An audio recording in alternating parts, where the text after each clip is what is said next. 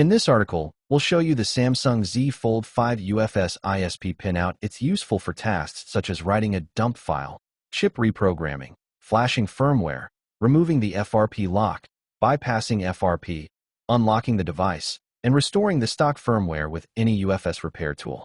Unlike standard USB flashing, the ISP method connects directly to the device's UFS chip. This guide provides the tested pinout and the technical details you need to perform repairs using tools like UFI Box, EasyJTAG Plus, or Flash64. What is ISP pinout?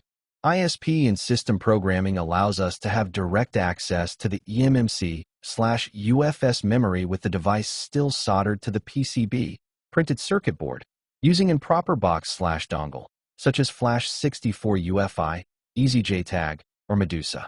By using the ISP pinout, we can perform operations such as a full dump, firmware update, boot repair, FRP removal, and security backup without requiring a chip-off procedure.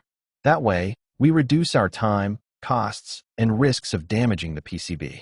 Samsung Z Fold5 ISP Pinout image. Remove the back panel carefully.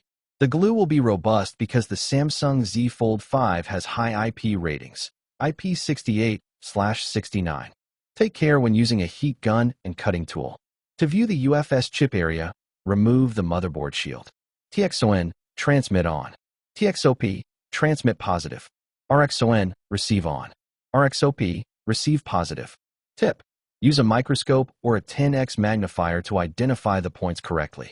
Don't depend only on diagrams. Confirm the layout visually. Required tools for ISP pinout. Make sure your table is set up with the right tools before jumping in. UFI Box, Flash64, or EasyJTAG. 0.1 mm, 0.3 mm jumper wire. Fine tip soldering iron. Isopropyl cleaner, IPA 99%. Soldering flux. Multimeter for checking continuity. How to connect Samsung Z Fold5 ISP to the eMMC box. 1. Hardware preparation. Safety. Remove the battery to prevent electrical shorts or voltage surges. Cleaning. Use isopropyl alcohol to clean the ISP points on the PCB. Soldering. Securely jumper wires to the TXOP, TXON, and RXOP points. Verification. Use a multimeter to check for shorts between lines or to ground.